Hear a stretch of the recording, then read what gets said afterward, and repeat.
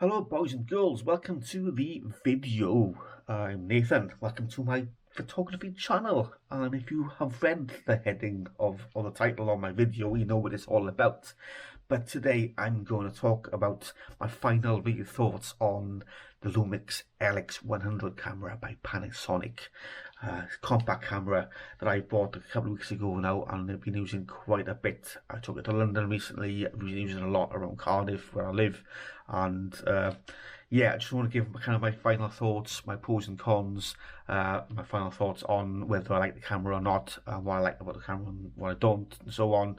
And kind of, yeah, that's kind of it, guys. So let's start with the pros first of all. As you could expect with a compact camera, it's going to be quite light, quite portable, and generally easy to use. And that's what I like about the camera. It's really light, kind of fits in a decent sized pocket. It isn't, it's probably the smallest compact camera in the world, but if you wanted to, you could fit it in any pocket with your keys if you wanted to. So that's a great thing. That's why I bought it in the first place, to kind of have a camera with me when I'm not lugging my 5D Mark III, which is a bit of a heavy, bulky camera in my eyes, especially when I'm taking all my other lenses and my tripod and my other bag and filters and spare batteries with me. This is a great, kind of like the polar opposite, where, yeah, I take spare batteries, but because it's the one lens, it's not an interchangeable lens, you're just taking this camera with you with a small bag with a couple of spare batteries on the side, and you go out and take some photos. So that's a great benefit. That's why I bought it, for its portability, its lightweight, and something I can carry around not just when I'm doing photo walks, but if I'm just go shopping or I'm out with my friends or family or whatever, any other time where it's not a photo walk where I'm out just doing photography, I can take this with me and still enjoy doing photography as a result. So that was pro number one, its lightweightness and portability. Number two, due to its, as again, this is kind of like almost a part B of part one, its portability, it's actually making me go out and take photos more, which is amazing. Just one way you can improve on your photos is by going out and practicing what you do. And I mean, I've looked at a comparison with this. I've had this camera maybe what, 2.5, 3 weeks, and I've probably been out with it 5 or 6 times in that period. Compare it to my 5D Mark III, where probably the 6 months prior, I'd maybe been out 10 times with it at most in the 6 months previously, because it's become cumbersome, it's become frustrating, it's become a bit of a pain to carry around with me, if I'm honest, because usually when I go, I take out with me 3, 4 different lenses or different focal lengths, my tripod, filters and so on, and I use them depending on what photos I see. So that's like, okay, I'm carrying, I don't know, 2, 3 kilos of photography gear on my back, and I'm walking for miles and miles and miles in carrying this around with me. And by the time I get anywhere near home again, I'm tired. I'm not taking pictures anymore because I'm tired and fed up. I'm achy. I can't be bothered anymore. Part of that is fitness, obviously, but I can go on these walks without my camera and kind of not feel so tired and so achy and have more energy. So it's definitely something I need to look at with my main camera, get something a lot lighter for that. So that's part two, is that because this Lumix LX100 is so portable and light, it's making me go out more and enjoying photography more and more often, helping me improve my photography and get shots I wouldn't have normally taken. Even when I'm out, I'm taking shots with this I wouldn't have taken with my 5D Mark III, because they've got different capabilities.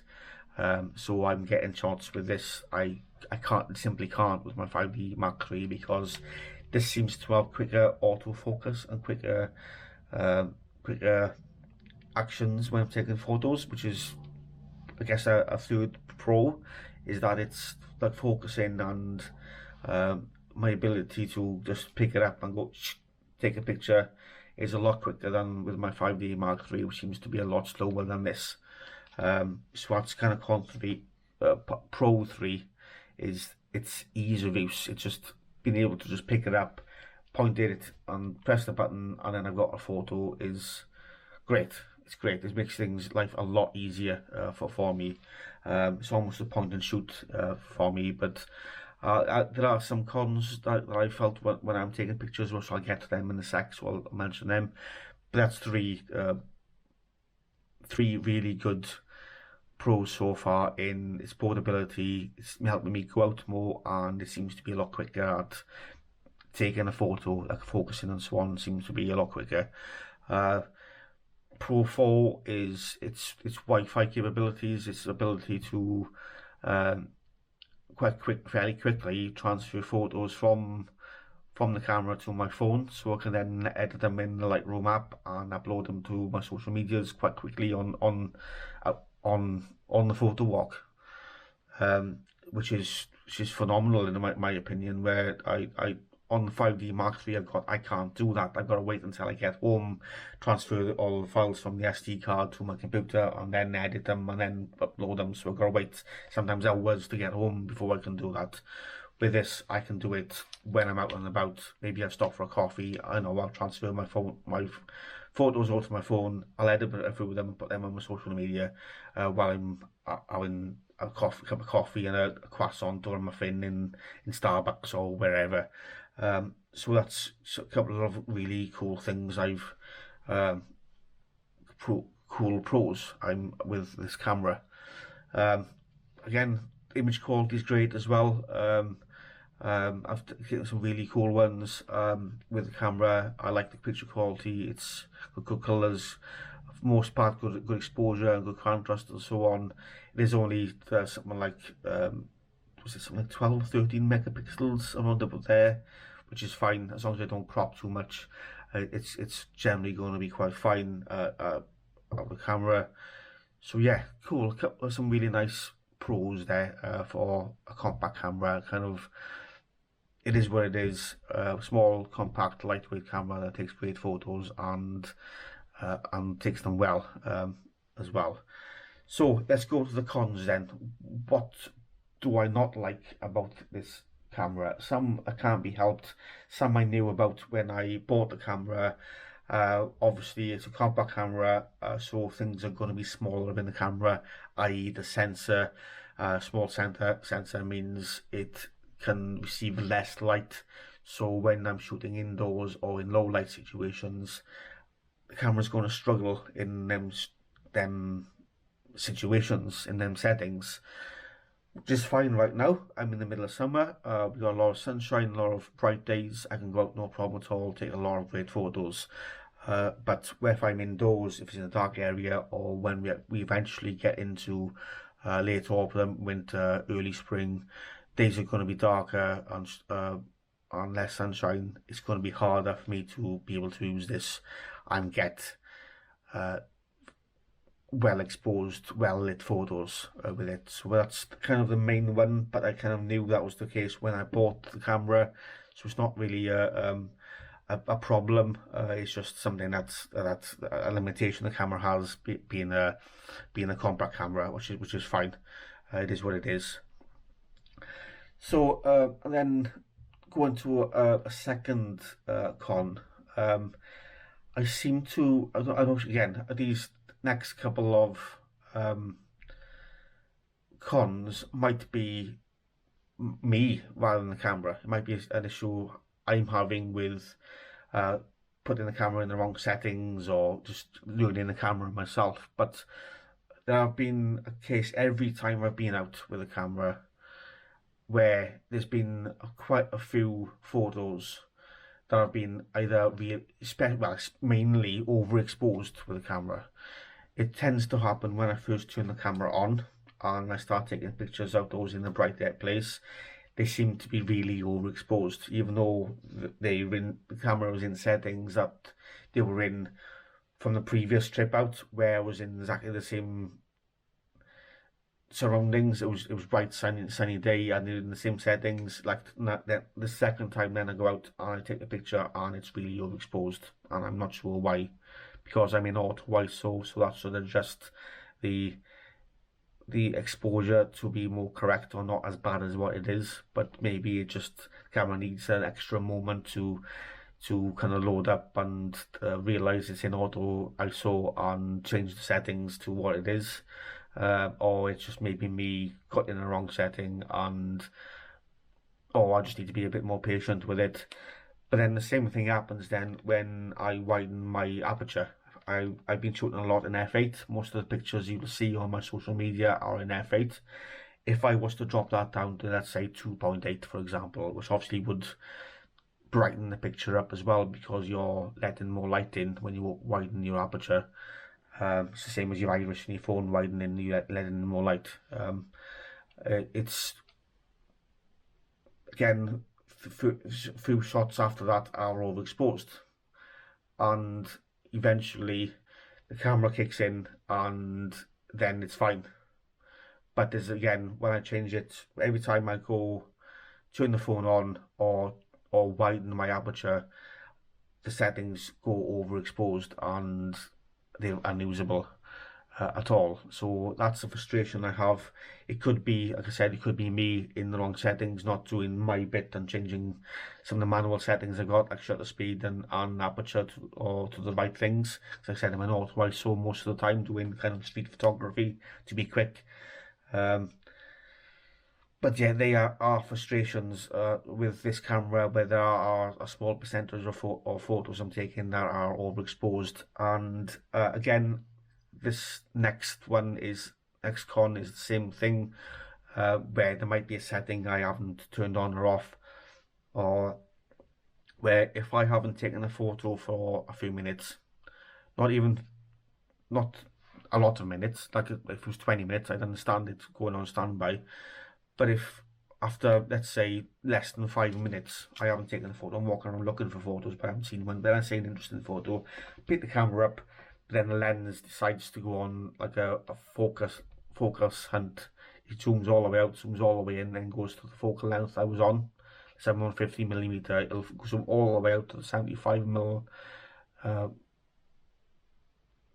high end. It'll go all the way down to the was it 24, was it, or 18 mil at its widest, and then come back in the 50mm. And by the time it's taken them a few seconds to do that, I've missed a shot. That's happened to me a couple of times, and it's, again, probably a limitation with the camera, or again maybe a setting I haven't found in the camera yet to be able to switch off or on. But I've missed some really nice shots as a result of that. And again, these issues I'm having with exposure and that standby mode or whatever it is, that's kind of making the lens kind of focused all the way out and then focus all the way in, goes narrow, then wide, and then back to where it was. Maybe that's a setting I don't know that I need to be putting my camera into to be able to fix that type of thing. But it's a frustration that has made me miss some really cool shots when I'm out taking photos. But yeah, I think I've said before, no camera is perfect, so there are going to be things with every camera that's going to be a hindrance on taking a photo, whether it's slow autofocus or little things like that's happened with me with this camera. But 95% of the time with this camera, I'm taking great photos, I'm enjoying the camera, but there's obviously the odd time with any camera you've missed a shot. You've underexposed it, you've overexposed it, so maybe it's just me needing to be more patient with a camera that has reduced limitations compared to my 5D Mark III to a large extent, because it's a compact camera and has got reduced capabilities compared to that camera, to my other cameras.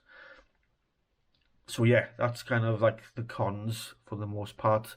So, but they obviously could easily be me, not just the camera, or just things I can that are part of photography. You're going to miss shots, or you're going to have some issues sometimes with the camera or with settings or whatever, and that's just the way it is.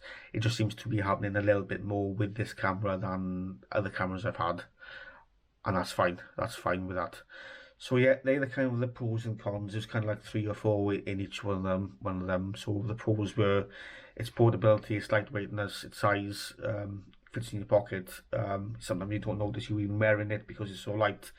It's ease of use when you're taking photos for the most part. Obviously, there are the cons of the issues with the exposure and the lens kind of zoom in on its own. But when it's working fine, it's so easy to use. I'm just pointing the camera, clicking the button, and I've taken the photo, and that's it.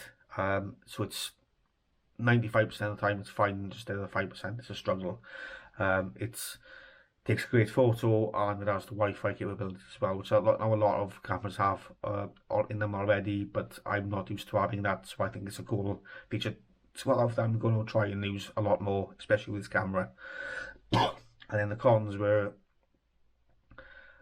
smaller sensor, which is fine. The issues with the exposure and the issues with lens. If I've used the camera for a while, it kind of does that focusing thing, and as a result, I've had issues with exposure and missed shots, or I just haven't been able to take the photo I want to take. Okay, cool. So that's kind of the review. Quick bit of clarity to review them. What do you think, guys? I mean, have you got an LX100 Mark 1? Have you had similar issues to me? Do you know how to fix my issues with the exposure and that the lens doing that focal thing when I haven't used it for a while? Do you know how to fix them? Let me know in the comments if it's something you can help me with. That'd be great if you could, because that's the only frustrations with the camera, is my occasional issues with exposure and that focusing thing. So let me know in the comments if you know how to fix them. If it's something you know that I don't, feel free to let me know and teach me how to use the camera better. I mean, what do you think generally about the pros and cons of that I've mentioned in this camera? Do you agree with any of them? Do you disagree with any of them? Again, let me know in the comments what you think, and we can have a chat about the different experiences with the camera. It's not about me being right and you being right, or about us being right or wrong. It's about our different experiences with this camera, and I'm having different experiences to you, maybe, and it's be great to have a chat with other LX100 users to discuss the different issues we are having, the different experiences we are having using the camera at all, and just generally with other Panasonic Lumix users. So yeah, I'm so used to using Canon. I've gone over to a different brand. I'm getting used to using the camera, so maybe I'm not doing it properly. So it'd be cool to engage more with the Panasonic community, Panasonic camera user community, to learn how to use the camera better and enjoy photography that little bit more, because I'm already kind of a small part of a Canon online community with Facebook groups and so on, and I've joined some Lumix groups online, so I'm slowly starting to enjoy the Lumix family as well, which is great. So yeah, let me know what you think in the comments, guys. Feel free to have a chat and let me know your experiences with the LX100 and help me out if you can. Hope you've enjoyed this video as well. And yeah, thanks for watching, guys. Hope you've enjoyed, and I'll see you on the flip side. Thanks for watching.